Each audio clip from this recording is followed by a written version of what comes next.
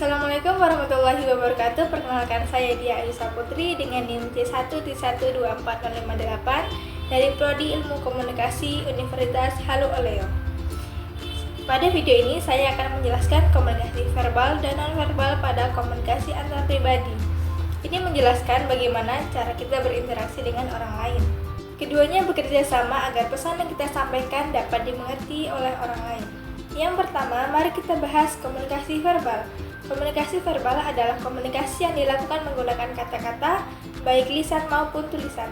Contoh dari komunikasi verbal itu sendiri misalnya seperti kita berbicara langsung kepada teman, memberikan instruksi, membalas pesan, atau bahkan berbicara melalui telepon.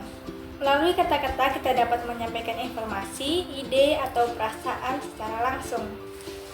Penting bagi kita untuk menggunakan bahasa yang lugas dan sopan agar informasi yang kita sampaikan dapat mudah dimengerti oleh orang lain. Kemudian ada komunikasi nonverbal. Ini meliputi bahasa tubuh, ekspresi wajah, kontak mata, gerakan tangan, serta sikap tubuh saat kita berinteraksi dengan orang lain.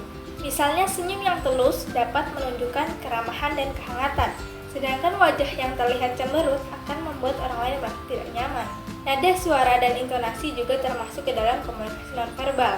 Misalnya ketika kita berbicara menggunakan suara yang lembut dan tenang, maka ini akan menunjukkan kenyamanan. Berbeda ketika kita menggunakan suara yang keras, maka itu akan terdengar seperti kita sedang menantang lawan bicara kita. Kemudian pasti kalian bertanya, apakah kedua jenis komunikasi ini penting? Jawabannya iya, karena kedua jenis komunikasi ini harus berjalan secara beriringan dan selaras. Mengapa tidak? Karena jika tidak, maka akan terjadi kebingungan atau bahkan konflik yang akan terjadi. Misalnya ketika kita mengatakan saya setuju, tapi dengan raut wajah yang cemberut, maka ini akan menyebabkan kebingungan kepada orang lawan bicara kita. Begitupun sebaliknya, ketika kita mengatakan tidak setuju, namun wajah kita ekspresi riang dan gembira, maka orang tersebut akan tidak yakin dengan jawaban yang kita berikan.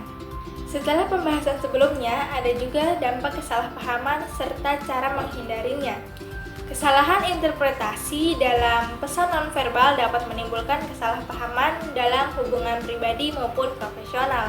Untuk mencegah hal ini terjadi, kita perlu memperhatikan konsistensi antara apa yang kita katakan dengan bagaimana kita menampilkannya menggunakan bahasa tubuh. Selain itu, membangun komunikasi yang efektif juga membutuhkan umpan balik.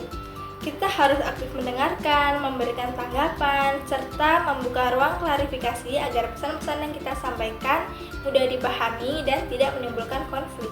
Jadi kesimpulannya adalah komunikasi verbal dan komunikasi nonverbal sangat penting dan saling mendukung untuk membangun komunikasi yang sehat dan efektif. Dengan memahami dan menerapkan keduanya dengan baik, maka komunikasi kita akan jauh lebih baik, jujur, dan mudah dimengerti oleh orang lain.